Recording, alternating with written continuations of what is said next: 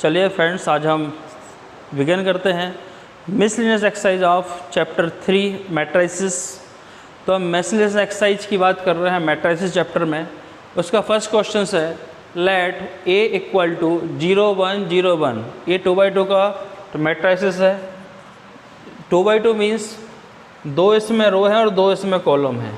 इसको रो बोलते हैं और इसको कॉलम बोलते हैं। क्वेश्चन में क्या प्रूव करना, show that AI plus BA to power n। A कोई भी नंबर है और I हो जाएगा इसका 2/2 का आइडेंटिटी मैट्रिसेस 1 0 0 1। यहाँ पर है आइडेंटिटी मैट्रिसेस जिसमें डायगोनल में वैल्यू 1 1 होती है, बाकी पूरे मैट्रिसेस की वैल्यू 0 होती है। तो हमें ये प्रूव करना है AI प्लस BA, ए और बी कोई कोफिशिएंट है, कोई कांस्टेंट है, और ये आपका मैट्रिसेस गिवन है 0 1 0 0।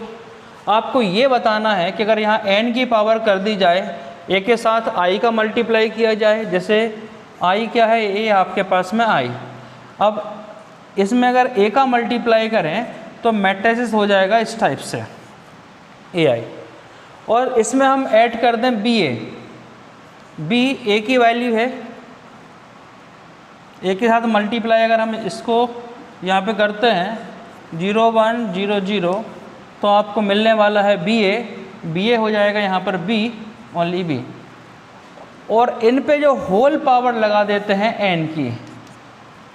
क्वेश्चन का मीनिंग ये है कि आपको गिवन है I आपको मालूम था और A का मल्टीप्लाई किया और ये BA, उसके होल पावर कर दिए n, तो आपको ये आंसर मिलना चाहिए A to the power n I plus n A की पावर n-1 BA।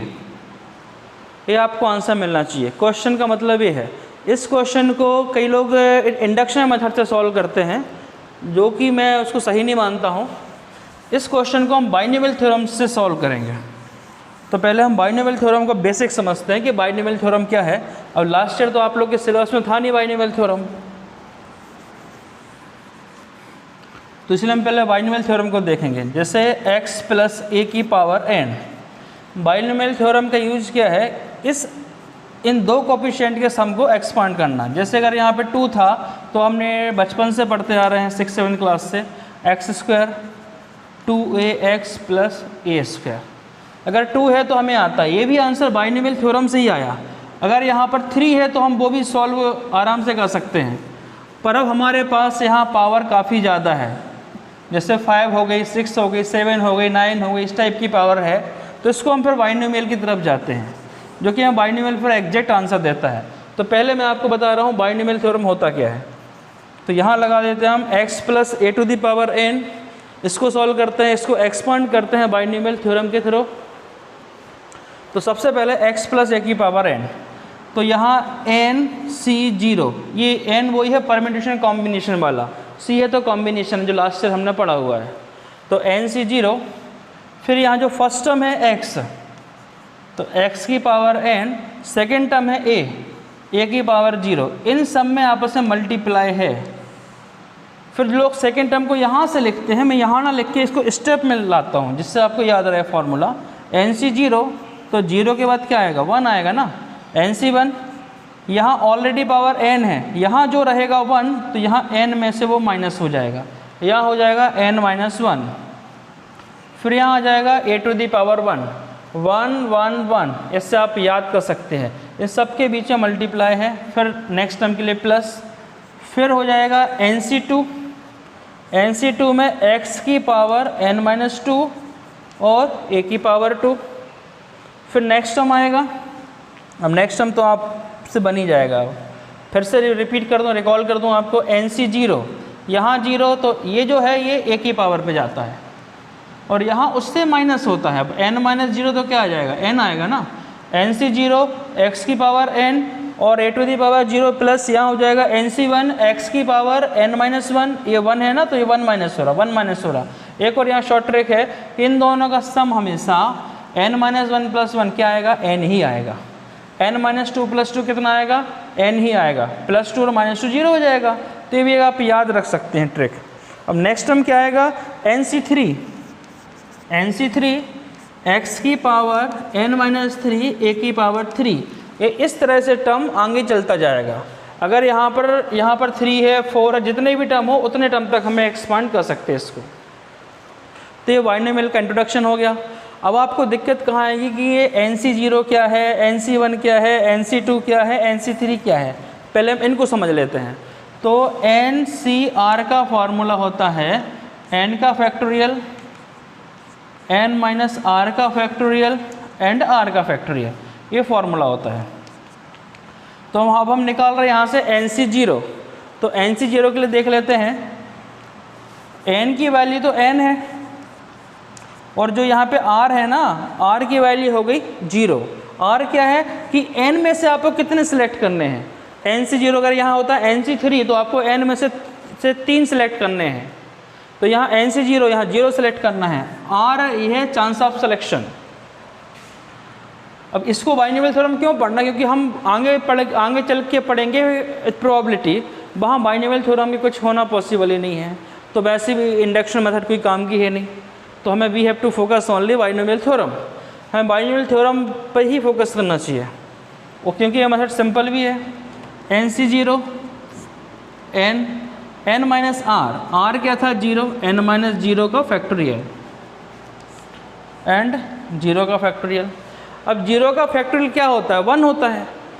0 का फैक्टोरियल 1 होता है, इसको आप याद कर लें। 0 का फैक्टोरियल 1 होता है, इस चीज़ का प्रूफ भी है, पर वो आपके सिलेबस में नहीं है। उसका प्रूफ आपको जानना आपके सिलेबस में नहीं है, बस आपको पता होना चाहिए कि फैक्टोरियल आप 0 1 है।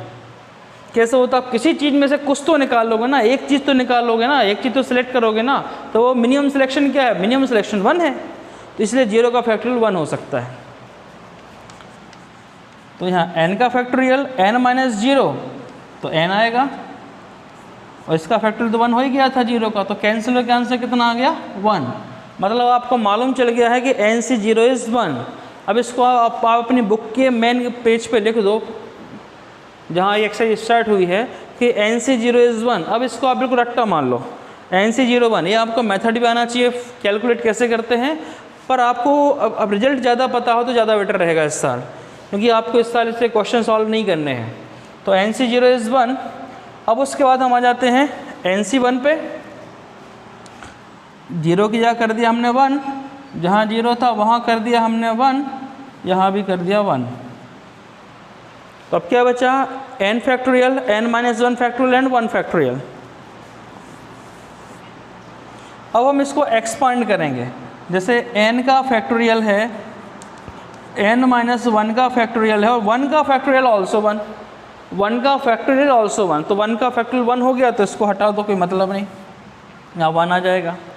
अब जैसे फैक्टोरियल आपने कहीं पढ़ा हो, 3 का फैक्टोरियल कितना होता है 3, 3 माइनस 1 3 माइनस 2, और आ जाएगा 3 माइनस 3, 3 माइनस 3 तो 0 हो जाता है। तो इसको लिखने के लिए मतलब नहीं, क्योंकि 0 का फैक्टोरियल क्या आएगा 1 आएगा। तो 3 माइनस 1 हो जाएगा 2, और 3 माइनस 2 हो जाएगा 1, और 0 का फैक्टोरियल जो होता है 1। तो मतलब 3 के बाद क्या आया, 1 कम किया ना हमने, तो n के बाद क्या आएगा, पहला टर्म n, दूसरा टर्म n माइनस 1 का फैक्टोरियल अपॉन में n माइनस 1 का फैक्टोरियल। ये दोनों कैंसिल आउट हो गए, तो यहाँ से आंसर आ गया आपका n।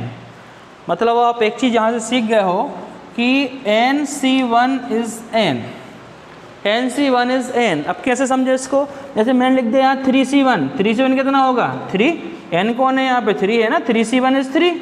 मैंने लिख दिया 9C1 तो 9 होगा भाई। अब ऐसे कुछ भी एग्जाम्पल बना लो, लिस्ट बना लो, 4C1 इज़ 4, 12C1 इज़ 12, इस टाइप से। और अगर मैं बोल दूँ 12C0 तो 1, 12C0 इज़ 1, 12C0 इज़ 1, क्योंकि NC0 इज़ 1। अब n की वैल्यू कुछ भी हो सकती है, और यहाँ 0 है तो इसका आंसर 1 ही आएगा हमेशा। और NC1 n की वैल्यू कुछ भी कर दो आंसर आएगा n आएगा। तो ये आपने बेसिक सीख लिया। अब हम आगे बढ़ते हैं NC2 पे, कि NC2 क्या होता है, NC3 क्या होता है। हम यहाँ से NC2 की बात कर रहे थे कि NC2 NCR था, n का ये फार्मूला था NCR का फार्मूला। NC2 में r की जगह 2 आ जाएंगे, तो जहाँ r था वहाँ पुट कर दिया 2। अब इसको हम n माइनस टू को कैंसिल करना है, वही 3 2 1 करके इसको पीछे ले जाना है n को। तो पहली वैल्यू n, उसमें से एक कम कर दिया n माइनस वन, फिर कम किया n माइनस टू। ये चीज़ें प्रैक्टिस से आती हैं कि अरे 2 कैंसिल करना तो इसको 2 बार पीछे लेके जाना पड़ेगा। और ये आपका n माइनस टू था और 2 का फैक्टोरियल था, मैं इसको यहाँ लिख देता हूँ आगे। तो ये फैक्टोरियल कैंसिल हो गया। ये सॉल्व करने की मेथड होती है। तो n माइनस वन, 2 का फैक्टोरियल कितना होगा 2 into one, factorial of 2 into one, मतलब 1 तक ही जाते लास्ट तक।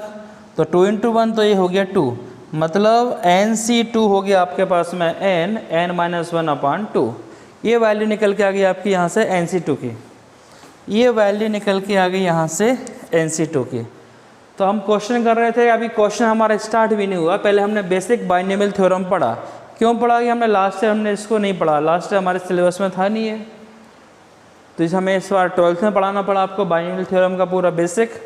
अब NC3 आप निकाल सकते हैं, NC4 भी निकाल सकते हैं इसी टाइप से।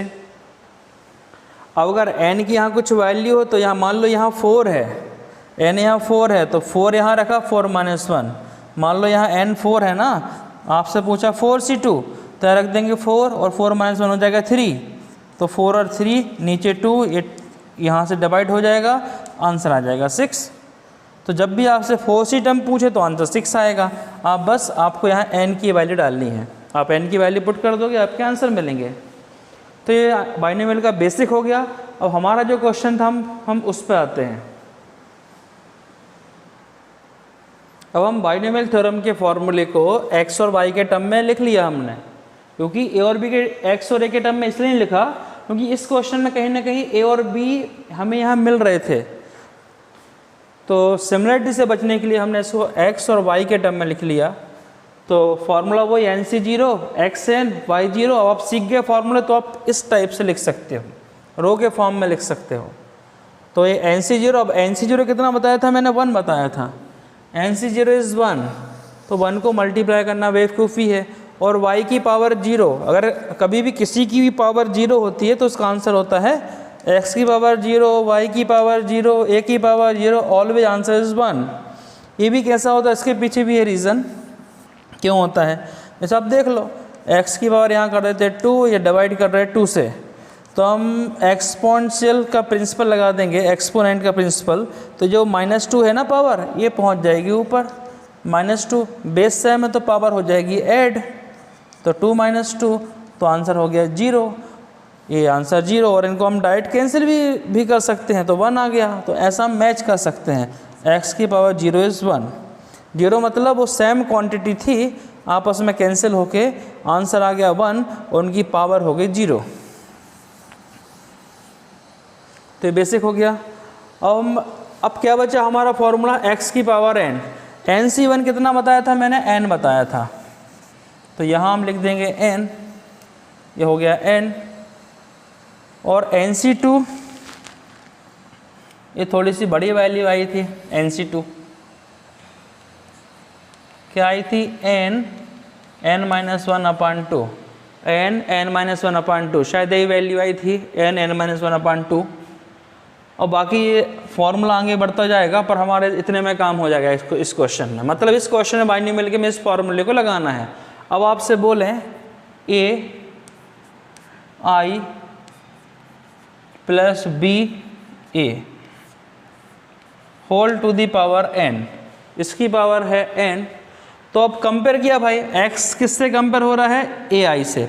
मतलब जहाँ इस फॉर्मूले में x लिखा हुआ है वहाँ आपको पुट करना है ai, और जहाँ इस फॉर्मूले में y लिखा हुआ है वहाँ आपको पुट करना है ba। बस इस फॉर्मूले में वैल्यू पुट कर दो। तो x की वैल्यू ai, तो ai की पावर हो जाएगी n। उसके बाद n तो फॉर्मूले का था हमारा, x की वैल्यू ai, यहाँ जो पावर आएगी वो आएगी n-1, और y की वैल्यू थी ba, इससे पावर 1 थी तो लिखने का मतलब ही नहीं है। नेक्स्ट टर्म इज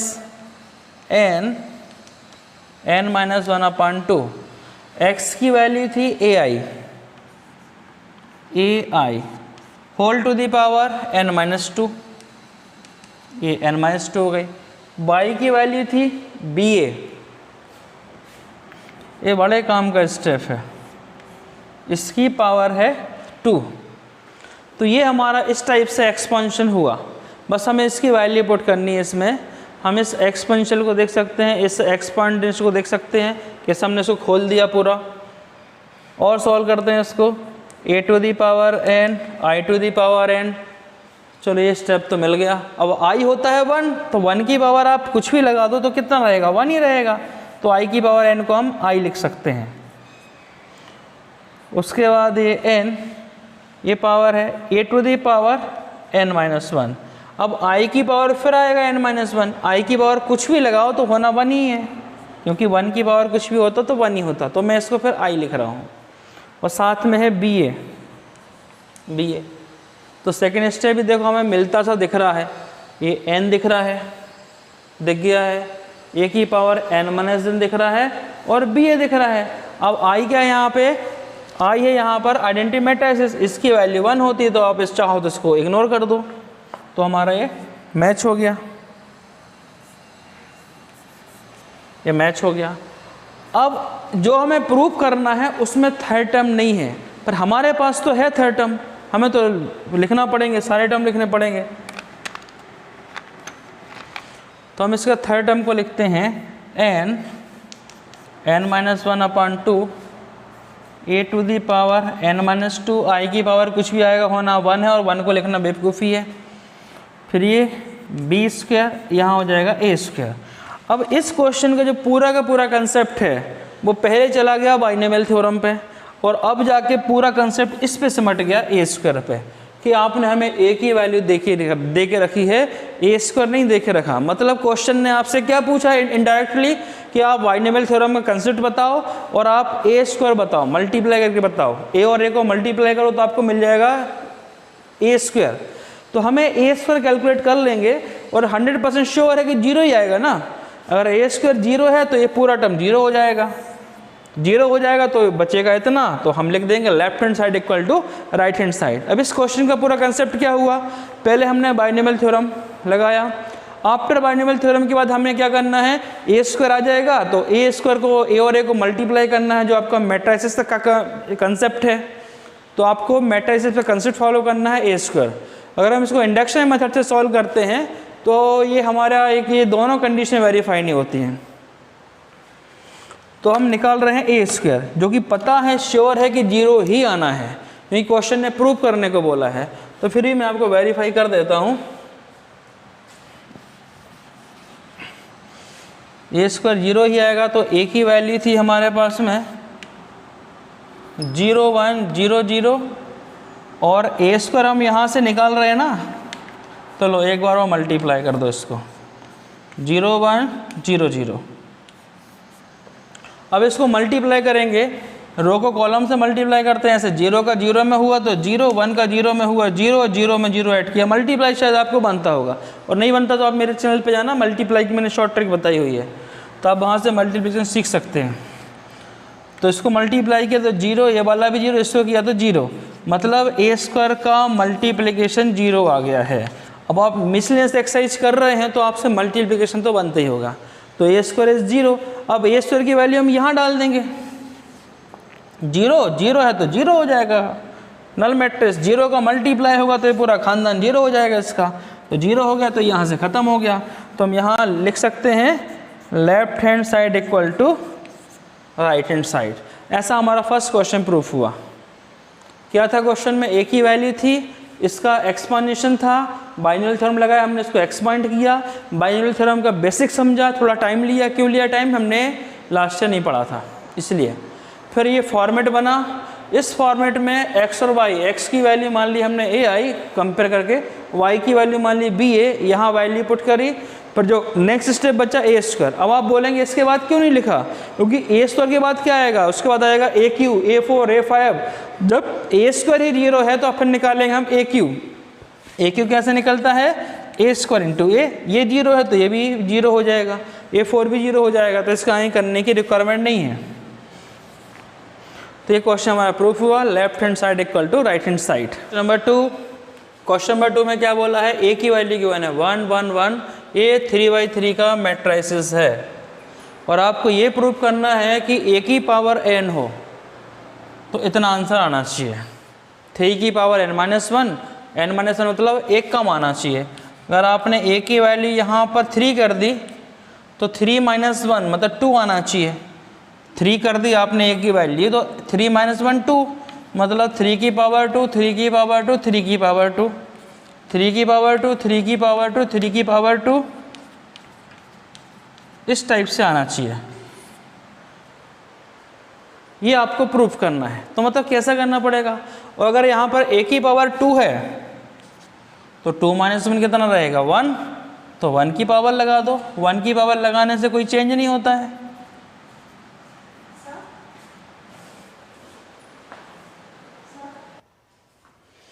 तो हमें अगर a की पावर 2 है तो यहाँ कितना आ जाएगा 1 कम, 2 - 1 1 आ जाएगा।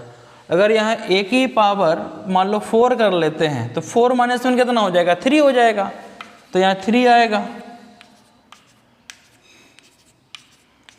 बस हमें यही छोटी सी बातें यहाँ पे प्रूफ करनी है। हमारे पास गिवन ही है, प्रूफ ये करना है।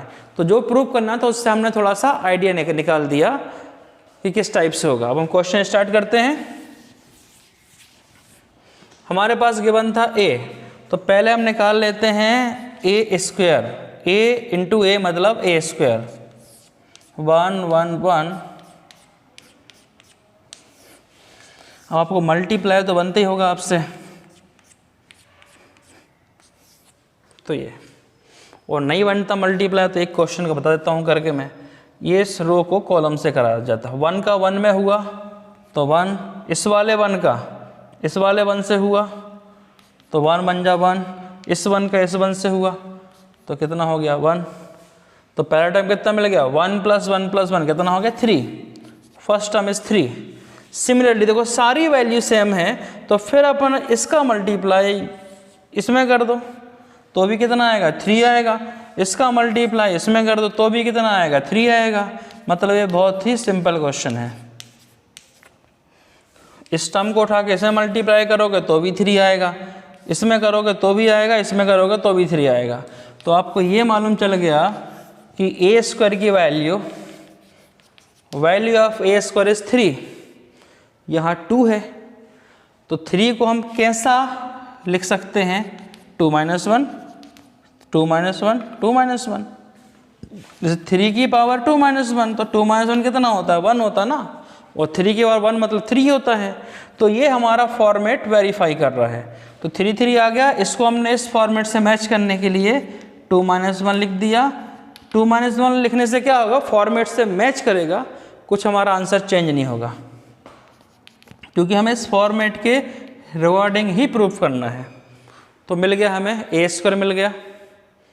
ए स्क्वायर की वैल्यू कितनी आई, एक्चुअल वैल्यू 3 3 3 सम है। अगर मैं इसमें से 3 कॉमन निकाल लेता ना बाहर तो ये पूरा 1 आ जाता। मतलब इसको हम इस टाइप से ही बोल सकते हैं ए स्क्वायर इज 3a।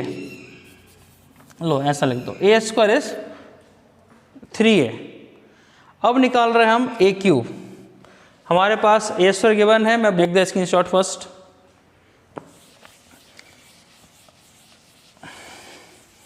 हम कैलकुलेट कर रहे हैं ए क्यू करने के लिए ए स्क्वायर इंटू कर देंगे A square is 3 3 3। This is the A square and A is 1 1 1 1 1 1 1 1 1। This is the A. फिर मल्टीप्लाई किया, इस रो को कॉलम पे गिरा दो। 3 बन जा 3, 3 बन जा 3, 3 बन जा 3, तो 3 3 3 कितने हो गए 9 हो गए। ऐसा आ जाएगा 3 3 3, तो ये मिल जाएगा 9। सेम स्टेप यहाँ भी मिलेंगे। अब इसको हम अब इस वाली रो को इस कॉलम से करेंगे तो सेम ही है, ये वैल्यू सेम है, दोनों सेम है, तो यहाँ आ जाएगा 9, नीचे भी 9 आ जाएगा। तो कुल मिला के जो आपको मैट्रिसेस मिलेगा वो मैट्रिसेस ये है 9 9 9 9 9 9 ये आपका मैट्रिसेस यहाँ मिलेगा। और फिर 9 को हम लिख सकते हैं इस फॉर्मेट के थ्रू 3 का स्क्वायर 3 का स्क्वायर 3 का स्क्वायर, यहाँ 2 है ना, 3 का स्क्वायर 3 का स्क्वायर 3 का स्क्वायर 3 का स्क्वायर 3 का स्क्वायर 3 का स्क्वायर, ये लिख दिया। 9 को लिख सकते 3 का स्क्वायर। अब इस फॉर्मेट में मैच करो, -1 होना था, आपने क्या कैलकुलेट किया, आपने कैलकुलेट किया A3 3 मतलब क्या हो जाएगा n, तो यहाँ पर हम एक 1 माइनस करेंगे। तो फॉर्मेट मैच करने के लिए हम 2 को लिखेंगे, इस 2 को लिखेंगे 3 - 1 3 - 1 3 - 1 3 - 1 3 - 1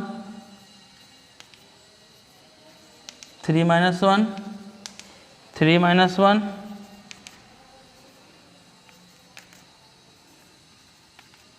3 - 1 ऐसा लिख देंगे। 2 को लिख देंगे 3 - 1, तो यहाँ पे फॉरवर्ड मैच हो रहा है। फिर बस डैश डैश आप लोग लगाना, डैश डैश ए क्यू निकाल दिया, फिर ऐसा लगा देना डैश डैश डैश ए की पावर n लिख देना, एक वर्ड लिख देना मैथ्स में सिमिलरली आप मैच कर देंगे, लोड नोट कर देंगे, तो आपको यहाँ से आंसर मिल जाएगा an 3 की पावर n है तो एक कम बोलना है, n - 1 3 n - 1, यहाँ भी सिमिलर n - 1, बस हैंड्स प्रूफ, मुर्गियाँ सिद्ध हुई, तो यहाँ पर क्वेश्चन प्रूफ हो जाएगा। मतलब इस क्वेश्चन में करना है क्या हमें, क्वेश्चन ने बोला है कि a की वैल्यू गिवन है, आपको an प्रूफ करना है, तो आप पहले निकाल दो a स्क्वायर, इस फॉर्मेट में लिख दो, स्क्वायर को लिख दो, 2 को स्क्वायर मतलब 2, और 2 को लिख दो, 2 को लिखना है, 2 यहाँ आ जाएगा 3, a स्क्वायर की वैल्यू कितनी आई 3 की पावर 1, तो हम लिख देंगे 2 - 1, तो इस टाइप से करना है, a क्यू निकाल देंगे, फिर एडजस्ट करके इस टाइप से लिख देंगे। मतलब बहुत ही सिंपल क्वेश्चन था, इसका रिजल्ट आई थिंक याद हो गया होगा। ऐसा कभी क्वेश्चन ऑब्जेक्टिव क्वेश्चन में आ जाए ना, तो ऐसा हम आंसर याद कर सकते हैं इसको, कि 3/3 का मैट्रिसेस है, 3/3 का मैट्रिसेस है, तो आंसर आएगा 3। अब आपको होमवर्क दे रहा हूँ 2/2 का, होमवर्क में मैं आपको 2/2 का मैट्रिसेस दे रहा हूँ, और आपको an की वैल्यू कैलकुलेट करना है। मुझे आप कमेंट्स करके बताना क्या आंसर आया, और नहीं बनेगा तो मैं, और आप उसके बाद 4/4 का सॉल्व कर लेना, 4/4 का मैट्रिसेस, फिर देखते हैं क्या आंसर आते हैं इसके। Next question number 3, if a equal to 3 - 4 1 - 1, ये a की वैल्यू है, देन प्रूव दैट an, जब भी an आ जाए तो एक इक्वेशन मिल जाती है, थोड़ा सा मन को शांति सुकून मिलता है, चलो इससे हम अपना जुगाड़ जमा लेंगे। Where n is any positive integers, मतलब n की वैल्यू पॉजिटिव ही लेनी है आपको, n की वैल्यू आपको नेगेटिव नहीं लेनी है। इस टाइप से क्वेश्चन है, तो बड़ा सिंपल क्वेश्चन है। आपको a की वैल्यू गिवन है, a की वैल्यू गिवन है, तो आपको n की वैल्यू निकालनी है, a की पावर n की। तो सबसे पहले हम निकाल देते हैं a स्क्वायर, a स्क्वायर के लिए कितना करना, a इंटू a, तो 3 - 4 1 1। अभी तक मैं आपसे बोलता था मल्टीप्लाई कर लो ऐसे क्वेश्चंस में, अब मैं बोलूँ रहने दो यार, मल्टीप्लाई बिल्कुल मत करो, क्यों टाइम बिगाड़ रहा है, दिमाग लगा रहा है, ये दिमाग किसी और क्वेश्चन में आप लोग लगा लेना। शॉर्ट ट्रिक देख लो इसकी, जब ये इसको प्रूफ करना मतलब ऑलरेडी प्रूफ है, तो जब a और a, तो यहाँ कितना हो गया, a स्क्वायर हो गया, मतलब अगर मैं n की वैल्यू 2 डाल दूँ, इधर पे 2 डाल दूँ, n इक्वल टू 2 कर दूँ तो a स्क्वायर हो जाएगा, यहाँ भी 2 कर दूँ, यहाँ भी 2 करूँ, यहाँ भी 2 कर दूँ, तो आंसर में ऑलरेडी मिल जाएगा। आप मल्टीप्लाई करके चेक कर सकते हो, वेरीफाई ही करेगा।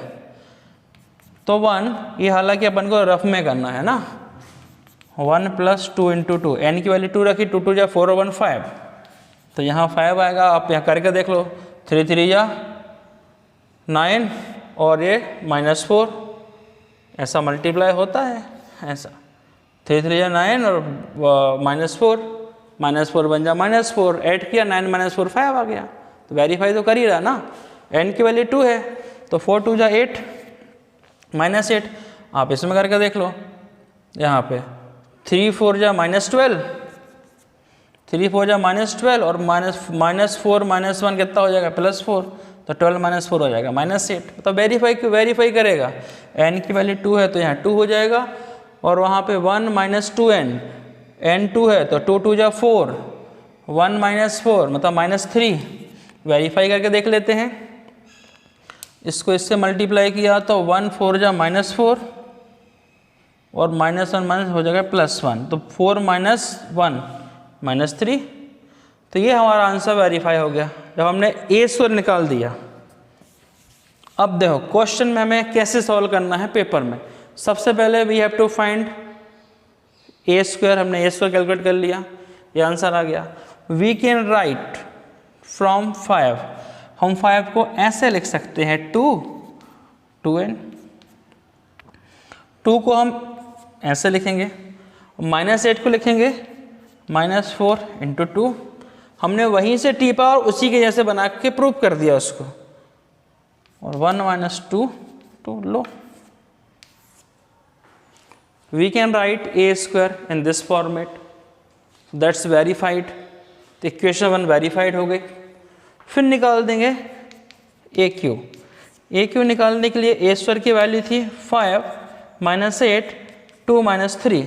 अब देखो वेरीफाई मल्टीप्लाई करके मैंने वेरीफाई तो कर दिया एक बार, अब आपको भरोसा भी हो गया होगा कि हाँ यार ये व्यक्ति सही बोल रहा है कि हाँ आ रहा आंसर। तो अब हम मल्टीप्लाई नहीं करेंगे, उसमें वैल्यू डाल के यहाँ डायरेक्ट लिख देंगे, क्योंकि किसको पता चल रहा है चेक करने वाले का कि आपने मल्टीप्लाई किया कि कहाँ से लिखी है वैल्यू। तो इन दोनों को मल्टीप्लाई में यहाँ वैल्यू डाल देंगे, n की वैल्यू 3, यहाँ A3 है 3 लिख देंगे, तो 3 2 जा 6 और 1 7, तो फर्स्ट आंसर 7, और 3 4 जा -12, तो -12 ये आपका 3, और 1 - 3 2 जा 6 है तो -5, ये आंसर आ जाएगा। अब फिर इसी को इसी फॉर्मेट में लिख दो, 1 + 2 3,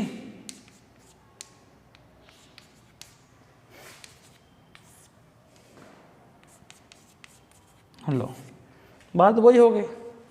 तो ऐसे ये फर्जी क्वेश्चन बड़े सिंपल क्वेश्चंस हैं, अगर आप इंडक्शन से जाते तो थोड़ा दिक्कत जाते।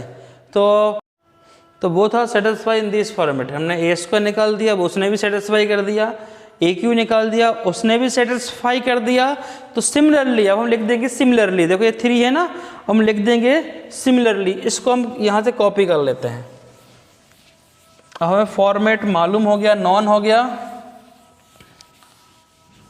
तो ये वैल्यू किसकी थी, ये Q की वैल्यू थी। 3 था तो देखो ये 3 आ गया, 3 आ गया, 3 आ गया, 3 आ गया, तो हम सिमिलरली यहाँ करके लिखेंगे AN, तो 1 + 2n - 4n, एंड यहाँ पर भी आ जाएगा n 1 - 2n, फिर लिख देंगे वेरीफाइड। वेरीफाइड लिख देंगे, ये क्वेश्चन सॉल्व हो जाएगा। किया क्या, पहले ए था, ए स्क्वायर निकाल दिया, AQ निकाल दिया, इस फॉर्मेट से मैच कर दिया, फिर वेरीफाई कर दिया, ये हो जाएगा क्वेश्चन सॉल्व। चलिए नेक्स्ट क्वेश्चन देखते हैं, क्वेश्चन नंबर 4। इसमें क्या बोला है, ए और बी आर सिमेट्रिक मैट्रिसेस। ए और बी सिमेट्रिक मैट्रिसेस हैं।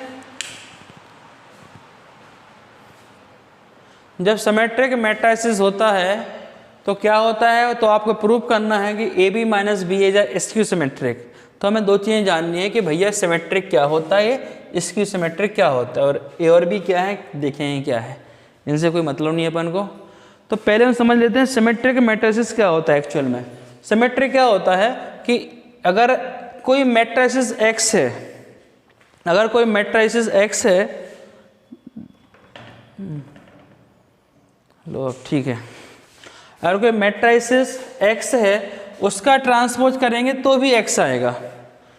अगर कोई मैट्रिसेस X है उसका ट्रांसपोज किया तो भी X आएगा। ट्रांसपोज क्या होता है, देखो हमने अभी थोड़ी देर रिपीट किया था, 1 1 1 1 1 1 1 1 1, ये था A। अगर मैं A का ट्रांसपोज निकाल दूं ट्रांसपोज क्या होता कि रो को उठा के कॉलम में पटक दो। इस रो को उठाया मैंने यहाँ कॉलम में पटक दिया 1 1 1, ये सारी रो को ऐसा उठा लिया, इस रो को उठा के मैंने यहाँ कॉलम में पटक दिया, रो को उठा के कॉलम में पटक दिया, तो कहलाता है ट्रांसपोज। बस इतनी सी बात है, रो को उठाओ और कॉलम में पटक दो, दोनों सेम है। तो अगर x कोई मैट्रिक्स है उसको ट्रांसपोज करें तो भी उसी मैट्रिक्स के बराबर होता है। ये हो गया सिमेट्रिक कंडीशन। फिर एक फॉर्मूला होता है x माइनस वाई का ट्रांसपोज, x माइनस वाई का ट्रांसपोज। तो जो x माइनस वाई का ट्रांसपोज है वो उसको लिख सकते हैं हम सेपरेट करके x का ट्रांसपोज माइनस वाई का ट्रांसपोज। ये फॉर्मूला यूज होगा इस क्वेश्चन में। फिर एक और फॉर्मूला है, अगर x और y, ये तो माइनस में था, अगर x और y मल्टीप्लाई में है उनका हम ट्रांसपोज कर रहे हैं तो y का ट्रांसपोज पहले आएगा, फिर उसके बाद x का ट्रांसपोज आएगा। पहले किसका आएगा? y का, फिर आएगा x का। और फिर आगे बात स्क्यू सिमेट्रिक की। अगर कोई स्क्यू सिमेट्रिक है तो वहाँ पे x में अगर x पॉजिटिव आ जाए, जैसा था वैसे, नो चेंज हो, अगर कोई चेंज नहीं हो तो सिमेट्रिक और माइनस साइन आ जाए। माइनस साइन का मतलब होता है फिजिक्स और मैथ्स में डायरेक्शन चेंज होना। जैसे मैं यहाँ से, ये मेरा राइट हैंड, मैं राइट हैंड में जा रहा हूँ तो उसको प्लस मान लिया, अब लेफ्ट में जा रहा हूँ तो वो माइनस कहलाएगा। बस माइनस मतलब होता है डायरेक्शन चेंज हो गया, तो वो मैट्रिक्स की डायरेक्शन चेंज हो गई तो वो कहलाता है स्क्यू। स्क्यू मतलब ऐसे ही वो उल्टा होता है तो स्क्यू सिमेट्रिक कहलाता है। तो ये बेसिक फॉर्मूले यहाँ पर अप्लाई होंगे। अब क्वेश्चन पे आते हैं अपन। आपके पास गिवन है कि ए और बी आर सिमेट्रिक मैट्रिसेस। ए और बी सिमेट्रिक हैं तो मतलब ए का ट्रांसपोज ए हो जाएगा और बी का ट्रांसपोज बी हो जाएगा, ये सिमेट्रिक बोला। फिर उसने बोला A B minus B dash is skew symmetric. A B minus B dash is skew symmetric. अगर ए बी और बी ए स्क्यू सिमेट्रिक होगा तो कंडीशन क्या रहेगी? कंडीशन ये रहेगी कि यहाँ ट्रांसपोज आएगा और यहाँ माइनस साइन आएगा।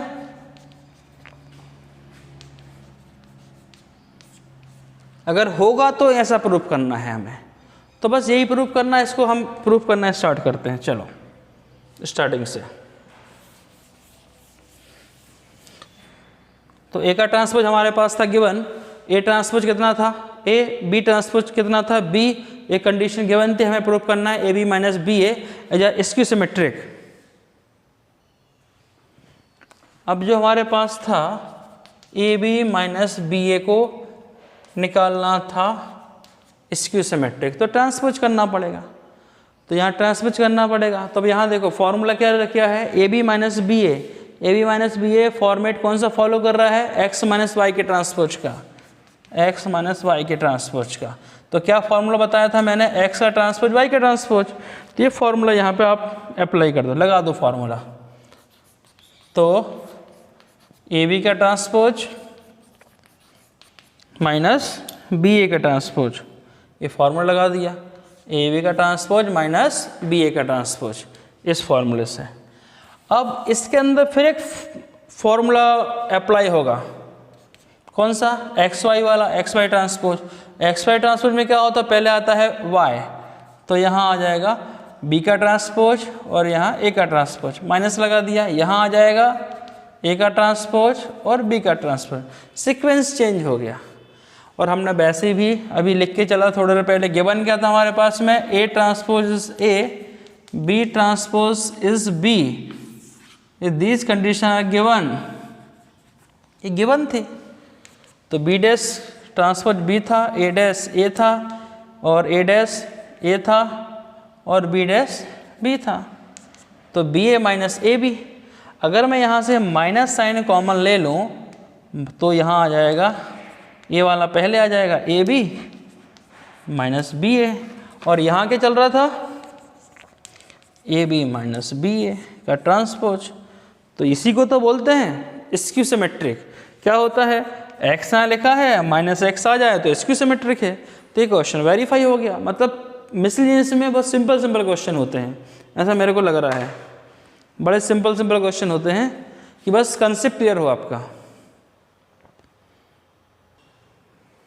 नेक्स्ट क्वेश्चन नंबर 5 है, show that the matrices B dash A B, B dash मतलब कि ट्रांसपोज बी का, इज अ स्क्यू सिमेट्रिक और इज अ सिमेट्रिक और स्क्यू सिमेट्रिक।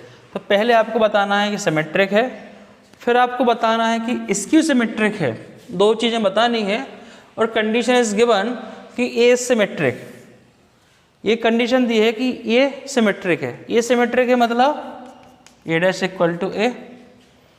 रो को कॉलम में चेंज कर देंगे तो ए की वैल्यू में कोई चेंज नहीं होगी। जैसे ये रो है, ये रो है, इसको मैंने कॉलम में चेंज कर दिया तो ये हो गया सिमेट्रिक। फिर से मैंने इसको कॉलम को रो में चेंज कर दिया तो क्या हो जाएगा, इसको हम ऐसा लिखेंगे सिमेट्रिक एट जो ट्रांसपोज का ट्रांसपोज लेंगे तो हमें वही चीज़ मिल जाती है। ट्रांसपोज उल्टे का उल्टा सीधा होता है, जैसा था वैसी होता है। तो दो कंसेप्ट इस क्वेश्चन में अप्लाई होंगे। क्वेश्चन ने बोला है B dash A B is symmetric. पहले हम सिमेट्रिक कंडीशन को लेके चल रहे हैं। First we calculate symmetric condition. तो B dash A B dash में लगा दिया हमने, ट्रांसपोजिशन का साइन लगा दिया इधर, तो बस ये ऊपर साइन लगा दिया, ट्रांसपोजिशन कर रहे हैं तो हमें फिर यहाँ पे फॉर्मूला अप्लाई हो गया कि एक्स वाई का होल ट्रांसपोज होता है तो पहले वाई आता है। तो पहले वाई वाला टर्म क्या ले लिया हमने, ए बी, पहले आ गया ए बी, फिर बाद में रहेगा बी। बी की वैल्यू क्या थी, बी डैश का, यहाँ बी डैश का ट्रांसपोज का ट्रांसपोज, तो ही बताया मैंने उल्टे का उल्टा सीधा, तो कन्वर्ट हो जाएगा बी में। अब ये दोनों मल्टीप्लाई में है तो फिर से कौन आ जाएगा आगे, बी आगे आएगा। लास्ट क्वेश्चन मैंने यही बताया, तो फिर से बी आगे आ जाएगा, बी का ट्रांसपोज फिर ए का ट्रांसपोज, और ए का जो ट्रांसपोज निकाल लेते हैं। अगर ए का ट्रांसपोज ए के बराबर है तो सिमेट्रिक कहलाता है। तो कंडीशन इज गिवन दैट कि ए सिमेट्रिक। सो बी डैश ए डैश को लिख सकते हैं हम, फिर ए क्यों, ये सिमेट्रिक है, फिर ए बी, तो क्या हुआ हमारा, जैसा था वैसे ही मिल गया। यहाँ ट्रांसपोज लगाया पर मैट्रिसेस में चेंज नहीं हुआ। जैसे x कोई मैट्रिसेस का ट्रांसपोज किया उसका आंसर आ गया x, बस। तो यहाँ को क्या किया अपन ने, उसको तिलक लगा दिया, टीका कर दिया। टीका करने का तो व्यक्ति बदला नहीं, राजा बना दिया उसको, फिर भी उसका नेचर नहीं बदला, सेम रहा। तो ऐसे व्यक्ति कहलाते सिमेट्रिक। और जिनको राजा बना दें और वो थोड़े उल्टे चलने लगे वो कहलाते स्क्यू सिमेट्रिक। बस सिमेट्रिक मतलब राजा बनाने के बाद भी कोई चेंज नहीं हो उसके नेचर में, जैसा अच्छा व्यक्ति था वैसे ही रहे, वो सिमेट्रिक। और राजा बनने के बाद वो अपनी औकात दिखा दे तो स्क्यू सिमेट्रिक। बस अब फर्स्ट पार्ट हमने सॉल्व यहाँ से कर लिया सिमेट्रिक। सेकेंड पार्ट पे आते हैं हम स्क्यू सिमेट्रिक। स्क्यू सिमेट्रिक को देखते हैं। Second condition, A is a skew symmetric. ये अगर स्क्यू सिमेट्रिक है ना ये, तो ये माइनस साइन आ जाएगा इधर, ये कंडीशन के बन है। तो बी डैश ए बी ये ट्रांसपोज किया, तो ट्रांसपोज करते हैं तो पहले ये वाली वैल्यू पहले आएगी फॉर्मूले से। कौन सा फॉर्मूला, इस फॉर्मूले से वाई डैश और फिर आ जाएगा एक्स डैश। तो ए बी को हमने पहले ट्रांसपोज कर दिया और ऑलरेडी बी का ट्रांसपोज था तो उल्टे का उल्टा सीधा हो गया, तो बी का बी मिल गया। इसके अंदर फिर यही फॉर्मूला अप्लाई हो गया, तो बी पहले आ गया, ए बाद में आ गया। अब ए का ट्रांसपोज की वैल्यू कितनी गिवन है, माइनस ए, कंडीशन गिवन है, तो मैंने माइनस से लगा दिया, माइनस को कर दिया बाहर, तो क्या बचा, B dash A B.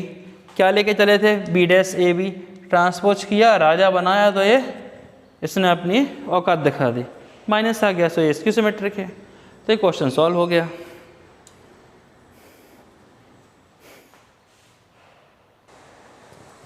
Next question number 6।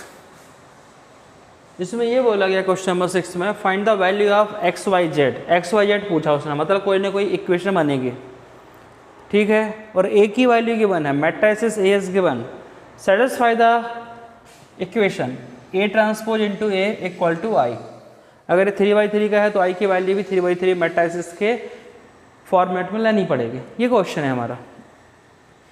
तो condition is given that A dash equal to A. तो इसका पहले ट्रांसपोज निकाल देते हैं अपन। ट्रांसपोज क्या होता है, रो को उठा के कॉलम में पटक दो, ये रो है, उठा के कॉलम में पटक दो, 2 बाई जेड। जेड को हमेशा काटना भी इससे, क्योंकि तुम 2 और जेड में फिर बाद में वो नहीं कर पाओगे differentiate. X y z, minus है, माइनस भी लगा दो, एक्स माइनस वाई जेड। ये हो गया ए का ट्रांसपोज, ए डैश निकल गया। अब इसमें आपको मल्टीप्लाई करना है अब इसमें आपको मल्टीप्लाई करना है ए का, ए की value 0 2/z x y minus z x minus y z. अब इसको मल्टीप्लाई करना, तो कैसे करते हैं, इस रो को उठाया कॉलम से मल्टीप्लाई किया, रो को उठाया कॉलम से, मतलब इस 0 का 0 में होगा, x का x में होगा, x का x में होगा, इस टाइप से मल्टीप्लाई होता है इसमें। तो पहले देख लो ये 3/3 का है, ये भी 3/3 का है, ये भी 3/3 का है, तो आंसर जो आएगा वो 3/3 का मैट्रिसेस ही आएगा। अब क्वेश्चन को मल्टीप्लाई करते हैं ए डैश और ए से, ये हो गया ए डैश, ये हो गया ए। अब इसका शॉर्टकट तरीका आपको बता देते हैं। ये लिखा है 0xx, तो 0xx 0xx को यहाँ लिख दो, 3 बार लिख दो। फिर 2y माइनस वाई, तो 2y माइनस वाई को लिख दो, 2y माइनस वाई को लिख दो, ऐसा लिख दो 3 बार। फिर z minus z Z, z minus z z, इसको लिख दो, इसको लिख दो, इसको लिख दो, मतलब इस पूरा को हम उतार देंगे, इस क्वेश्चन को 3 बार उतार देंगे, 1 2 3। क्यों? 3/3 का आंसर आएगा। ये रो कॉलम होता है, रो कॉलम होता है, इसका रो इसका कॉलम, 3/3 का बनेगा, तो 3 बार उतार दिया। ये तो इसका हो गया, ए डैश का हो गया। अब इसका रोल क्या है, इसका रोल समझो। पहले में क्या लिखा है 0xx, पहले में लिखा है 0xx, तो अब इस 0xx को कहाँ लिखना है उसको देखो। तो मेन पूरी पिक्चर इस पे अटकी है कि 0xx को कहाँ लिखना है। तो देखो 0xx को कहाँ लिखना है, ये 0xx है, तो ये 0, ये x, ये भी x, ये 0, ये x, ये भी x, आपस में मल्टीप्लाई है, इसका याद रखना है, इनके आपस में मल्टीप्लाई है। ये भी 0, x और x, इनके बीच मल्टीप्लाई होगा, फिर फाइनली होगा इनका प्लस, या प्लस माइनस, माइनस है तो माइनस ही कर देंगे। मतलब ये जो ऑर्डर है इसका 0xx, इसको पहली लाइन में तीनों के साथ कर दो। ये 0xx 0xx वाइट से लिखा मैंने, 0xx 0xx। अब नेक्स्ट आपसे बन जाएगा, इसको कहाँ लिखना है, 2y माइनस वाई, तो यहाँ हो जाएगा 2y माइनस वाई, यहाँ 2y माइनस वाई,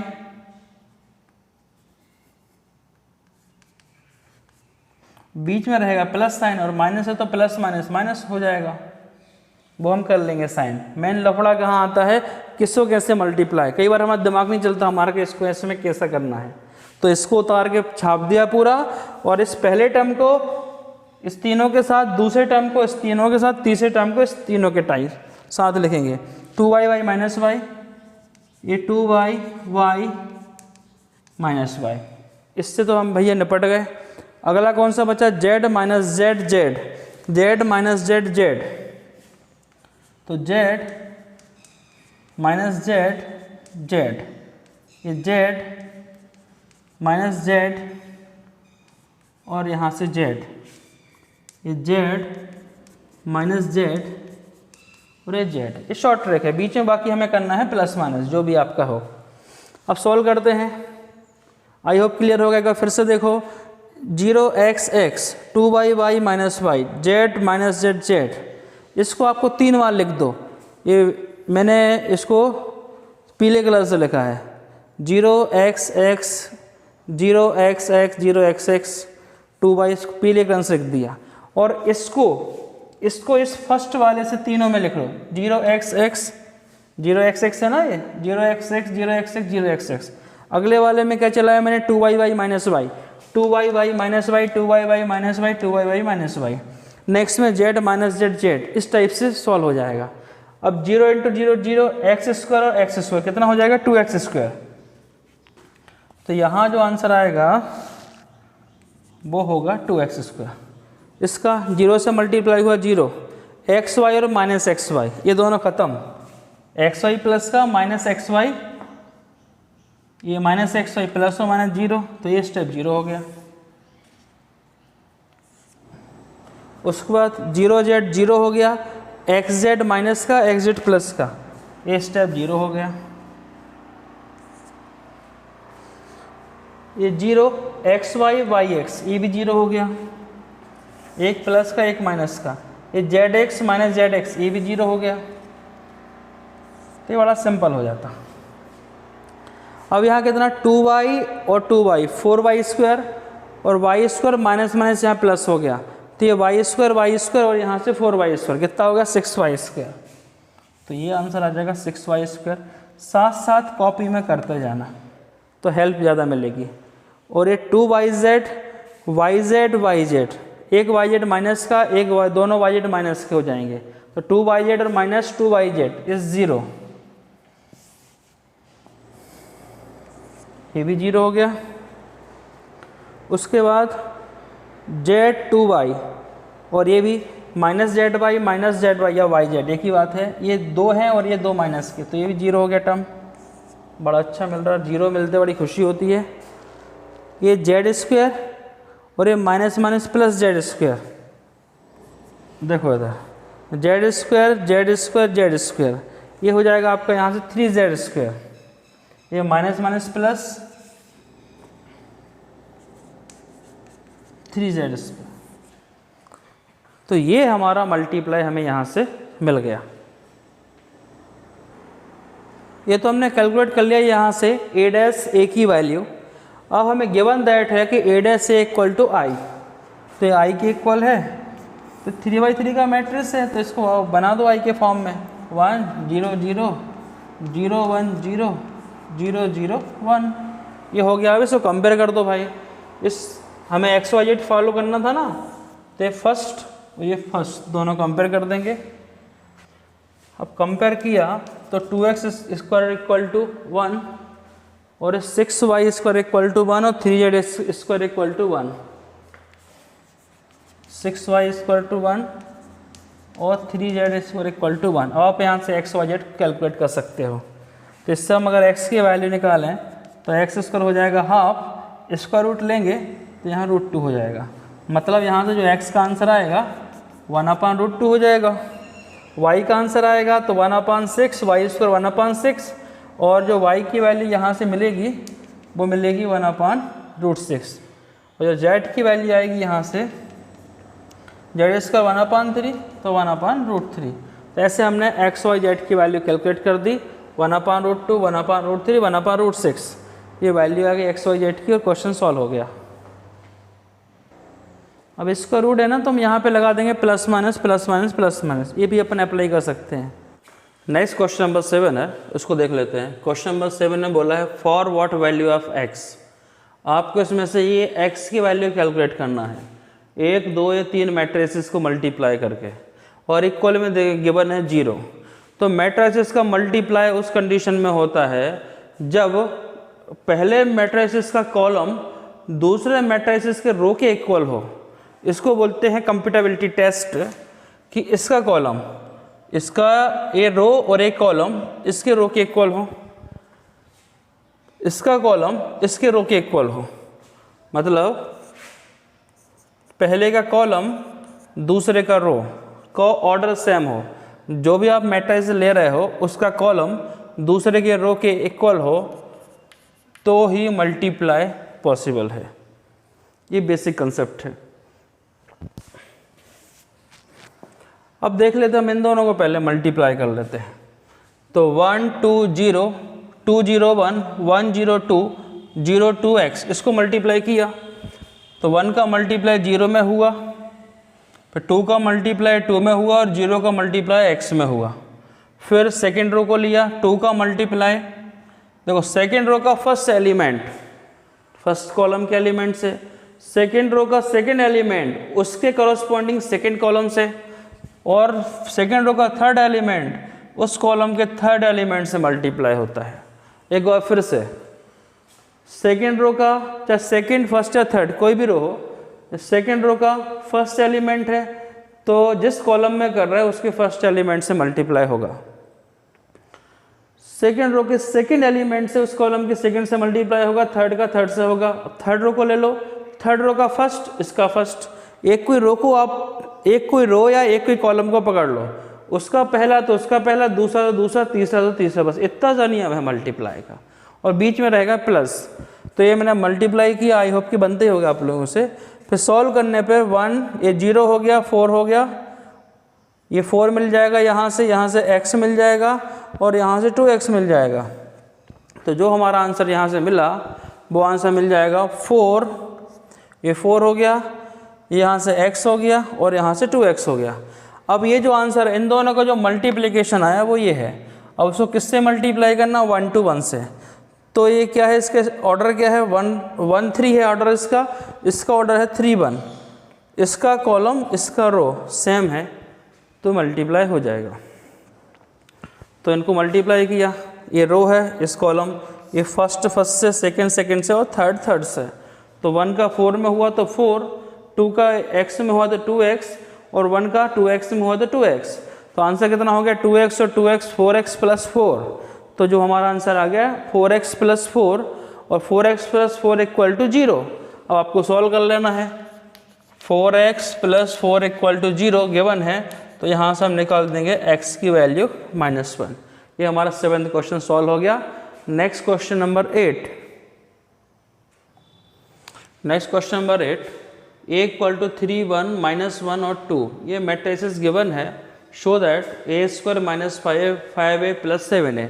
ये तो क्वेश्चन सिंपल है, आप सेल्फ ही सॉल्व कर सकते हो। a² मतलब इस मैट्रिसेस को इसी से मल्टीप्लाई कर देना, मल्टीप्लाई आपसे बनता है, फिर भी मैंने किया हुआ है। a² निकालना है और ऐसे मल्टीप्लाई कर लिया, a लिख दिया, a² मल्टीप्लाई कैसे, इस वाले रो को इस वाले कॉलम से, फर्स्ट एलिमेंट फर्स्ट से, सेकंड एलिमेंट सेकंड से लिखा भी है। मैं पहले लिखता हूँ इस वाली रो को लिखता हूँ, बाद में फिर कॉलम के एलिमेंट को लिखता हूँ। रो का 3 है और इस कॉलम का 3 है। उसके बाद इस रो का 1 है, इस वाली रो का 1 है और इस वाली कॉलम का -1 है। तो याद रखें, जो मैं लिखता हूँ पहले रो फिर कॉलम, रो फिर कॉलम। तो आप देख सकते हो मल्टीप्लाई इसका, इस वाली रो का यहाँ, इसका इसमें, फिर इसका इसमें, इस वाली रो का फर्स्ट वाले element of first row and element of first column. अगर हम इस कॉलम को इसको ले रहे हैं तो इस टाइप से मल्टीप्लाई यहाँ पे कर सकते हैं। तो मल्टीप्लाई करने पे हमारा आंसर आ गया 8 5 -5 3, 8 5 -5 3। अब उसके बाद फिर निकालना है क्वेश्चन वाला 5a की वैल्यू। ये तो a² कैलकुलेट हो गया, फिर निकालना है 5a। जो a था आपके पास, उस a में आपको 5 से मल्टीप्लाई कर देना है। तो 5a, तो 5 3 जा 15, 5 बन जा 5 -5 और यहाँ पे 10, ये 5 निकल गया सेकंड चीज़। थर्ड निकालना है 7i। ये वाला मैट्रिसेस 2/2 का है, तो हमें जो i लेना है वो भी हमें 2/2 का लेना पड़ेगा। तो 7 बाहर, 1 0 0 1 मल्टीप्लाई किया तो 7 0 0 7 आ गया। ये 1 2 3, ये 3 इक्वेशन नाम दे दिया मैंने। अब ये यहाँ से जो वैल्यू मुझे ऑब्टेन हुई है उसको हम इस इक्वेशन में पुट कर देंगे। तो a² की वैल्यू क्या थी, 8 5 -5 3, ये हो गया आपका a²। बीच में माइनस साइन था, फिर थी 5a की वैल्यू, 5a की वैल्यू 15 5 -5 10, ये 5a की वैल्यू। उसके बाद फिर आ जाएगी 7i की वैल्यू पुट करी। अब तीनों को कर देंगे सॉल्व, इन दोनों को माइनस, इसको प्लस। तो मैंने साथ में लिखा 8, ये फर्स्ट एलिमेंट, इसका -15 इस साइन के साथ में, और ये +7। तो 8 और 7 15, -15 0। ये सेकेंड एलिमेंट 5 और ये माइनस का 5 0 और 0, सेकेंड एलिमेंट ऑल्सो 0। फिर -5 और माइनस प्लस कितना हो गया 10। ये -5 और माइनस हो गया यहाँ से +5, तो माइनस प्लस हो जाएगा 0, 10 नहीं होगा 0, और ये वाला एलिमेंट ऑल्सो 0 है। तो इस तरह से हम इसको ऐड कर देंगे तो हमारा आंसर 0 आ जाएगा और वेरीफाई हो जाएगा, शो दैट। ऐसे क्वेश्चन 2 मार्क्स में पूछे जाते हैं एग्जाम में, जब सिंपल पेपर बनता है तो ऐसे क्वेश्चन आते हैं। इन क्वेश्चन में कैलकुलेशन मिस्टेक होता है, तो इसको बस आपको कंसेप्ट पता है पर कैलकुलेशन का ट्राई जरूर करना, खासकर मैट्रिसेस का मल्टीप्लाई। और मोस्टली पेपर में 90% तो सिंपल ही क्वेश्चन आते हैं। तो एनसीईआरटी के जितने भी सिंपल क्वेश्चन को अच्छे से ट्राई करो, अच्छे से सॉल्व करो। एग्जिट जो डिफ़िकल्ट क्वेश्चन की तरफ बिल्कुल मत भागो, अगर पूरी एनसीईआरटी आपने अच्छे से कर ली, कंसेप्ट क्लियर है, तो 80% तो आप पे कहीं नहीं जाएंगे। Next question 9, find x। आपको x की वैल्यू फाइंड करनी है। पैटर्न सेम है क्वेश्चन का कि यहाँ x -5 1 लिखा हुआ है, 1 0 2 0 2 1 2 0 3 x 4 1 इक्वल टू 0। तो पहले हम इन दोनों का मल्टीप्लाई कर लेते हैं। मल्टीप्लाई आपसे बनता ही होगा, नहीं बनता है तो एक बार फिर से देख लो। 1 0 2 1 0 2 0 2 1 0 2 1 2 0 3 2 0 3 इनको लिख दिया। फिर ये क्या लिखा है, x 4 1 यहाँ भी लिख दो x 4 1 बीच में लगा दो भाई मल्टीप्लाई का साइन, ख़त्म। तो 1x का x हो जाएगा, ये 0 हो जाएगा, ये 2 हो जाएगा। तो जो पहला एलिमेंट मिलेगा आपको वो मिल जाएगा x + 2। आप चाहो तो स्क्रीनशॉट ले लो, मैं इसको रफ कर रहा हूँ। ये हो जाएगा यहाँ से x + 2, ये 0 हो जाएगा। तो ये यहाँ से हो गया 0 और यहाँ बचा x + 2। तो पहला एलिमेंट हो गया x + 2। पहले मैं 0 वालों गायब करता हूँ, ये 0 हो जाएगा, ये भी 0 हो जाएगा। फिर बाकियों से बाद में निपटता हूँ। 4 2 जा 8 और 1 9, तो यहाँ हो जाएगा 9। फिर ये 2x + 3, ये हो जाएगा इधर 2x + 3, ये आ गया मल्टीप्लाई होगा। अब इसको मल्टीप्लाई करना है तो सिंपल सी बात, x -5 और -1 को लिख दिया। फिर ये पहली वैल्यू को इसके साथ में, पहले के साथ में x + 2, सेकेंड वैल्यू को 9 के साथ में, थर्ड वैल्यू को 2x + 3 के साथ में, ऐसा मल्टीप्लाई होता है। आप करोगे तो इसको x को इसमें करोगे, इसको इसमें करोगे, इसमें करें, बाकी कर देंगे ऐड, माइनस लगाया तो माइनस हो जाएगा। फिर तो बस कुल मिलाकर इक्वल में चल रहा है 0। तो सॉल्व किया, x² + 2x, ये हो गया आपको 45। उसके बाद -2x - 3 = 0। सॉल्व कर लिया इसको, ये 2x तो कैंसिल हो गया। 45 - 3 48, तो x² - 48 49 कर देते यार क्वेश्चन बनाने वाले को, x की वैल्यू 7 आ जाती। फालतू झमेला कर दिया इनने, ठीक है निपट लेंगे इससे। तो x² = 48, तो x की वैल्यू तो आ जाएगी ±√48। अब √48 को सॉल्व कर लो, 48 के बना लो फैक्टर। तो मैं यहाँ बना लेता हूँ, ये तो बन जाएगा आपसे। 48 को बना लेते हैं 8 और 6 में। 8 को लिख देते हैं 4 × 2, इसको लिख देते हैं 2 × 3। तो एक 4 रूट से बाहर आएगा, ये 4 4 4 4, तो ये 4√3, x की वैल्यू 4√3।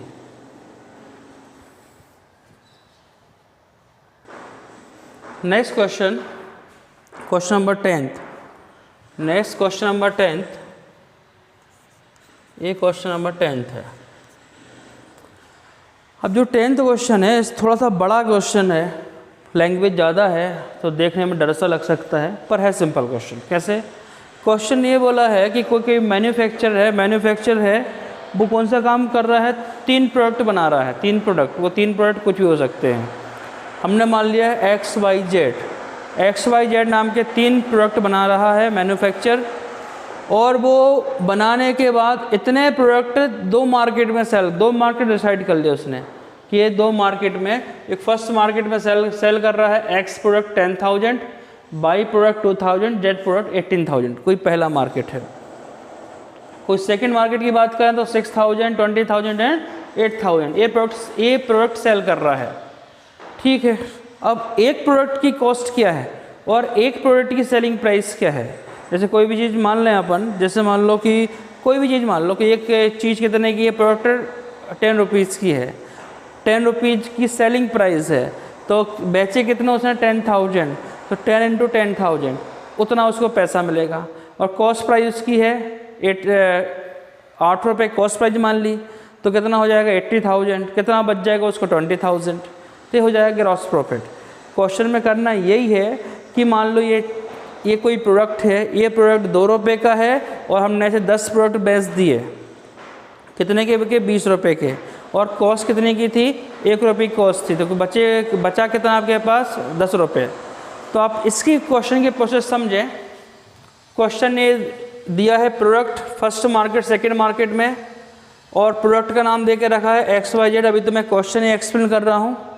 फिर जो यूनिट सेल प्राइस थी वो पहले प्रोडक्ट की थी 2.5 रुपये, 2.5, 1.5, 1.5 रुपीज़, और लास्ट वाले की थी 1 रुपीज़। ये सेलिंग प्राइस है, सेलिंग। फिर जो कॉस्ट प्राइस थी इन्हीं प्रोडक्ट की 2 रुपीज़, 1 रुपीज़ और हाफ मतलब 50 पैसे है। आपको कैलकुलेट करना है ग्रास प्रोडक्ट, ग्रास प्रॉफिट आपको कैलकुलेट करना है मैट्रिसेस मेथड से। तो ये जो मार्केट गिवन है इसको मैंने मैट्रिसेस बना लिया, एक मैट्रिक्स में मार्केट को मैंने M नोट कर दिया और इस वैल्यू को पुट कर दिया, और जो सेलिंग प्राइस की कॉस्ट थी पर यूनिट सेलिंग कॉस्ट थी उसको लिख दिया मैंने S, जो कॉस्ट प्राइस थी उसको लिख दिया मैंने C, मैट्रिसेस फॉर्म में लिख दिया उसको मैंने। इसको लिखने के बाद हमें निकालना है टोटल रेवेन्यू कितना होगा। टोटल रेवेन्यू निकालने के लिए हम इन दोनों को मल्टीप्लाई करेंगे। सिंपल सी बात है, बेचा आपने 2.5 रुपये का था और कितने बेचे 10,000 बेचे, मल्टीप्लाई कर दो इसको। तो ये दोनों मल्टीप्लाई कर देंगे तो निकल जाएगा टोटल रेवेन्यू। अब आपको टोटल कॉस्ट प्राइस निकालना है, तो ये M का और C का MC निकाल दो या मल्टीप्लाई कर दो, निकल जाएगा टोटल कॉस्ट। फिर निकालना है ग्रॉस प्रोडक्ट फिर निकालना है ग्रॉस प्रॉफिट। ग्रॉस प्रॉफिट निकालने के लिए जो टोटल रेवेन्यू आएगा उसमें से टोटल कॉस्ट को माइनस कर दो तो आपको निकल जाएगा ग्रॉस प्रॉफिट। इतना सिंपल क्वेश्चन है। बस अब आपको मैं मैट्रिसेस को मल्टीप्लाई करके बताना है, बाकी मेथड कंसेप्ट मैंने आपको बता दिया। आप चाहे तो वीडियो को आगे स्किप करके भी अगर आपसे मल्टीप्लाई आता है तो आप आगे क्वेश्चन ट्राई कर सकते हैं। मैं आपको सॉल्व करा रहा हूँ क्वेश्चन। अब हम फाइंड कर लेते हैं TR मतलब M और S को मल्टीप्लाई करना। ये M है और ये है S। M और S को मल्टीप्लाई करने के लिए इसको ये देखो ज्यों का ज्यों 2 बार उतार दिया नीचे, इन दोनों को उतार दिया। फिर क्या है 2.5, तो 2.5 यहाँ आ जाएगा दोनों के साथ, फिर 1.5 यहाँ आ जाएगा, ये यहाँ आ जाएगा। अब आप इन दोनों को मल्टीप्लाई करके सॉल्व कर लो, ये होता है मल्टीप्लिकेशन। मेथड वही है, इसका रो का एलिमेंट फर्स्ट, कॉलम का फर्स्ट, रो का सेकंड, कॉलम का सेकंड, रो का थर्ड, कॉलम का, मेथड वही है, ऐसा हम याद रख सकते हैं। तो इनको मल्टीप्लाई करके सॉल्व किया तो जो आपका TR आ गया, टोटल रेवेन्यू आ गया वो 46,000 एंड 53,000। जो फर्स्ट मार्केट से रेवेन्यू जनरेट हुआ वो 46,000 और सेकंड से जनरेट हुआ वो 53,000। फिर हमें कैलकुलेट करना है TC, इनकी टोटल कॉस्ट। तो उसके लिए हम M और C को मल्टीप्लाई कर देंगे। ये M और ये C सेम मल्टीप्लाई, फिर इसको 10 2 इनको लिख दिया,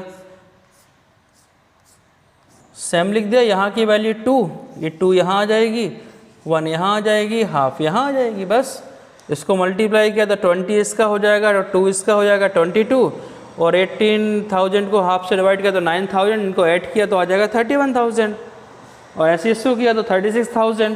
तो ये आपका निकल गया TC। अब आपको निकालना है ग्रॉस प्रॉफिट। ग्रॉस प्रॉफिट के लिए TR minus TC, total revenue में से TC को माइनस कर देंगे जो टोटल कॉस्ट थी, तो आपको आ जाएगा ग्रॉस प्रॉफिट।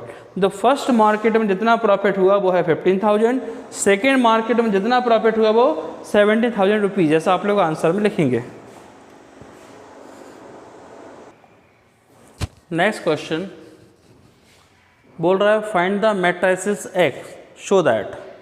उसने बोला कि भैया X निकाल दो। अगर इस टाइप से है, X है कोई मैट्रिसेस, उसमें एक और ये 2 मैट्रिसेस का X के साथ कोई मैट्रिसेस A का मल्टीप्लाई हो रहा है, तो ये कोई B टाइप का मैट्रिसेस मिल रहा है।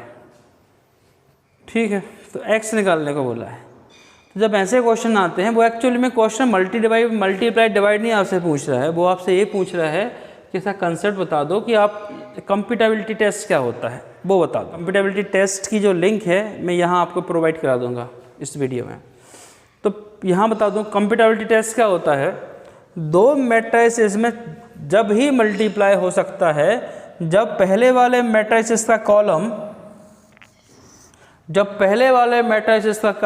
कॉलम दूसरे वाले मैट्रिसेस के रो के इक्वल हो। पहले एलिमेंट रो और कॉलम होते हैं, रो और कॉलम, इसका कॉलम इसके रो के इक्वल हो तो CR, तो याद रखना CR, इसका कॉलम इसके रो के इक्वल हो। तो आपको ये तो मालूम यहाँ से चल गया कि जब मैट्रिसेस है इसके कॉलम की वैल्यू डेफिनेटली 2 होगी। यहाँ तक क्लियर है। अब जब इन दोनों मैट्रिसेस का मल्टीप्लाई करेंगे जो हमें यहाँ आंसर मिलेगा उसका क्या रहेगा ऑर्डर। उसका ऑर्डर क्या होता है, पहले वाले मैट्रिसेस का रो और दूसरे वाले मैट्रिसेस का कॉलम यह होना चाहिए। तो कॉलम क्या था, दूसरे वाले मैट्रिसेस का कॉलम कितना है 3। देखो ये मैच हो रहा है तो डेफिनेटली रो की वैल्यू कितनी होगी 2 होगी। तो ऐसे हमें यहाँ से रो और कॉलम की वैल्यू कैलकुलेट हो गई। इस मैट्रिसेस का जो रो कितना है 2 है और कॉलम भी कितना है 2 है। बस यही क्वेश्चन का कंसेप्ट था कि आप इसका रो और कॉलम की वैल्यू कैलकुलेट कर पाओ, बाकी तो फिर सिंपल कैलकुलेशन है।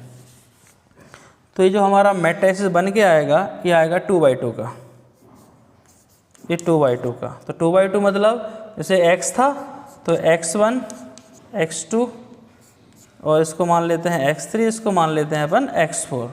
बस इसको सॉल्व करके हम x1 x2 x3 निकाल सकते हैं। बस इन दोनों को मल्टीप्लाई अब आप कर दो, इससे कर दो, कंपेयर कर दो, सॉल्व हो जाएगा। अब इसको मल्टीप्लाई किया अब हमने इससे, इसका इसमें होगा, इसका इसमें होगा, इसका इसमें होगा। इनको मल्टीप्लाई आप लोग को मल्टीप्लाई करना है और इससे कंपेयर कर देना, तो आपको x1 x2 मिल जाएगा। अब हम इनको मल्टीप्लाई कर लेते हैं। मल्टीप्लाई की बात कर रहे थे अपन, x1 का 1 में होगा, x2 का 4 में होगा, तो x1 + 4x2। फिर इसका इसमें करेंगे 2 और 5 में, तो x1 2x1 और 5x2। फिर 3x1 और 6x2। फिर x3 का आ जाएगा 1x1 मतलब x3 और 4x4। फिर 2x3 एंड 5x4। इस तरह से हम मल्टीप्लाई इनका कर लेंगे। अब मल्टीप्लाई करने के बाद इससे कर देंगे कंपेयर। जो पहला एलिमेंट है ना x1 + 4x2 किसके इक्वल हो जाएगा -7 के, और 2x1 + 5x2 किसके इक्वल हो जाएगा -8 के।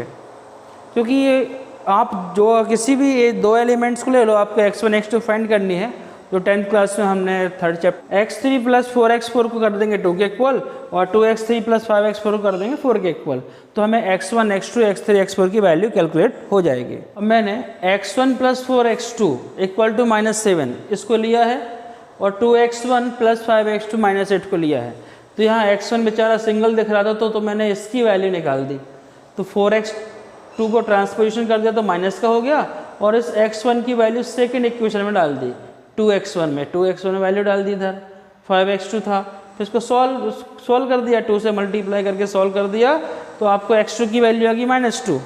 अब x2 की वैल्यू -2 आ गई तो इस x2 की वैल्यू को फिर इसी में डाल दी -2 को, तो x1 की वैल्यू आ जाएगी 1। ये सिंपल कैलकुलेशन है 10th क्लास के, और 10th क्लास में आप लोग के टाइम पे कोरोना नहीं था तो आप डेफिनेटली पढ़ के ही निकले हो 10th, तो शायद बन जाएगा। नेक्स्ट इक्वेशन को देख लेते हैं हम।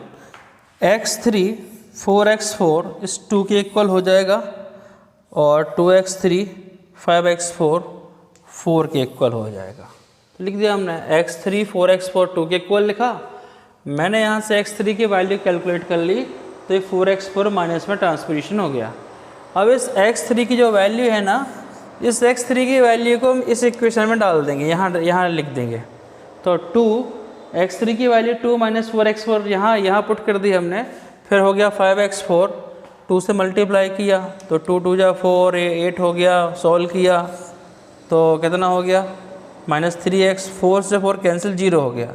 तो 3x4 = 0, तो x4 की वैल्यू कितनी हो जाएगी 0, क्योंकि ये देखो 3x4 0 है तो -3 तो 0 हो नहीं सकता, तो कौन 0 होगा, फिर x4 ही 0 होगा ना। तो x4 की वैल्यू 0 हो गई। या इस टाइप से समझ लो, जो कि पूरी तरह गलत है कि -3 0 के नीचे चला गया तो 0 हो गया, खत्म। ऐसे समझ लो, पर एग्जैक्ट आंसर है -3 is not equal to 0, so x4 is 0। अब x4 0 हो गई, अब x4 0 हो गई तो यहाँ लिख दो भाई, यहाँ डाल दो वैल्यू, तो 4 × 0 0, ये पूरा ख़त्म हो गया यहाँ से, तो आंसर आ गया x3 = 2। अब आपको जो नया मैट्रिसेस है आपको उसकी सारी वैल्यू मिल गई है, तो उसकी वैल्यू मैं नोट कर देता हूँ। x1 था, मैट्रिसेस था x1, x1 की वैल्यू आई थी 1, तो ये 1 हो गया। फिर x2 की वैल्यू आई थी -2, x3 की वैल्यू आई है 2, x4 की आई 0। ये आपका आंसर हो गया, x का आंसर 1 - 2 2 0। ये आपको कैलकुलेट करना था। Next question 12, A and B are 2 square matrix. ये 2 स्क्वायर मैट्रिक्स हैं, इनका ऑर्डर सेम है। ये तो बेसिक इन्फॉर्मेशन हो गई। और गिवन है हमारे पास में AB = BA, ये कंडीशन गिवन है।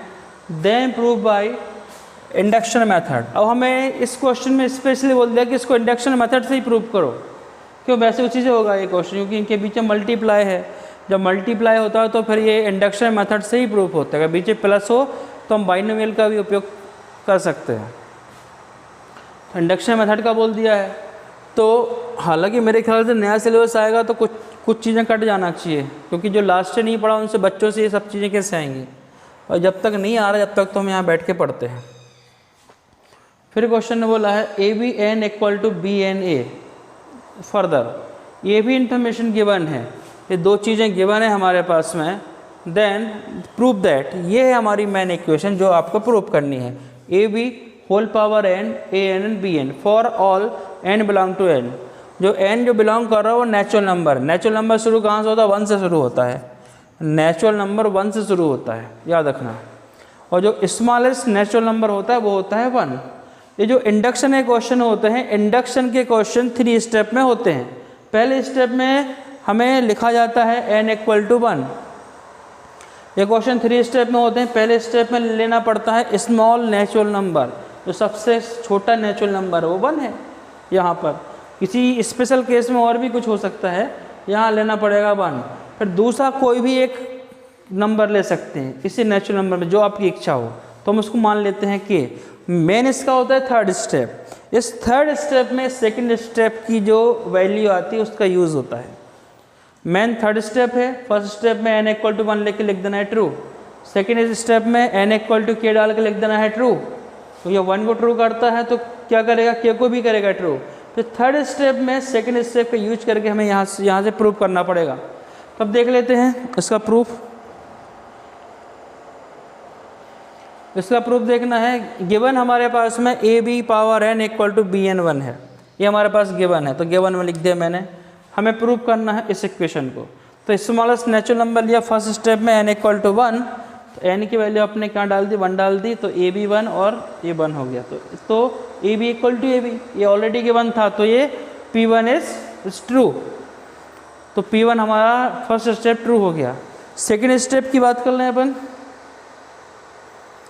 2nd स्टेप देख लेते हैं। 2nd स्टेप में बोला है कि क्या कर लेंगे, n = k मान लेंगे सपोज। तो यहाँ रख देंगे, इसी में वैल्यू पुट करना है ABN में। तो AB की पावर के, A की पावर के, B की पावर के, ये भी ऑलरेडी ट्रू हो जाएगा, ऑल्सो ट्रू। ये होता ही है, बस ये भी हो जाएगा ट्रू यहाँ से, ऑल्सो ट्रू। मेन है 3rd स्टेप। अब हम 3rd स्टेप को देखते हैं। 3rd स्टेप में 2nd स्टेप का यूज़ होगा। तो 2nd स्टेप को बड़े ध्यान से देख लो। AB के = A के B के, इसका यूज़ होगा 3rd स्टेप में। और हम स्टेप 3rd की बात कर लेते हैं। स्टेप 3rd में हमें n = k+1 को वेरीफाई करना है। जहाँ n है वहाँ पुट करेंगे k+1 बोथ साइड। हमें इस फॉर्मूले को वेरीफाई करना था, तो n की जगह पुट कर देंगे k+1, यहाँ भी पुट कर देंगे k+1। मतलब हम लेफ्ट हैंड साइड को लेके चल रहे हैं, इसके इक्वल आ जाना चाहिए। इस लेफ्ट हैंड साइड को लेके चल रहे हैं, राइट हैंड साइड के इक्वल मिल जाना चाहिए हमें। तो ठीक है, तो इस फॉर्मूले को थोड़ा तोड़ दिया, k+1 को लिख दिया k और 1, एक्सपोनेंशियल का प्रिंसिपल लगा दिया कि x की पावर m है, x की पावर n है, तो x की पावर n+1 लिख सकते हैं। तो तो अगर एक k और 1 है तो एक k और 1 में तोड़ दिया, ये लिख दिया हमने। अब उसके बाद जो ए बी की ये मैट्रिसेस है, इसलिए इसको सिंपल नहीं तोड़ सकते। अब हमारे यहाँ से सेकंड स्टेप यूज़ होगा। सेकंड स्टेप में क्या था, ए बी के की वैल्यू थी ए के बी के, तो जो ए बी के है वहाँ लिख देंगे ए के और बी के, साथ में आ जाएगा ए बी। अब हम यहाँ से जो ए की वैल्यू वाले टर्म्स को साथ में नोट कर देंगे, तो ए की पावर के और 1, बी की पावर के और 1, तो हो जाएगा ए की पावर के plus 1, B to the power के प्लस 1। ये प्रूफ करना था। तो left hand side equal to हो जाएगा हमारा right hand side, left hand side equal to हो जाएगा राइट हैंड साइड। ये क्वेश्चन इस तरह से प्रूफ हुआ 12 क्वेश्चन। नेक्स्ट क्वेश्चन नंबर 13, इसमें गिवन है A equal to alpha beta gamma minus alpha is such that A square equal to I. मतलब ए स्क्वायर की वैल्यू गिवन है आई, मतलब आपको हिंट मिल गई इस क्वेश्चन में ए स्क्वायर निकालना है। ए को 2 बार मल्टीप्लाई करना है, तो आपसे मल्टीप्लाई करते तो बनते होगा। अब तो ए स्क्वायर को मल्टीप्लाई किया तो ये वाली वैल्यू मिल गई हमें, और सॉल्व किया तो यहाँ तक पहुँच गए। इसके स्क्वायर में इसके इक्वल में गिवन है आई। आई मतलब जानते ही आप, अगर ये 2/2 का है तो इसको भी 2/2 का लेना पड़ेगा। तो हम कंपेयर यहाँ से कर देते हैं, alpha square beta gamma equal to 1, ये वैल्यू भी सेम है, दोनों वैल्यू सेम है, तो alpha square beta gamma equal to 1। और क्वेश्चन के जो ऑप्शन गिवन है वो ऑप्शन सी है इसका आंसर।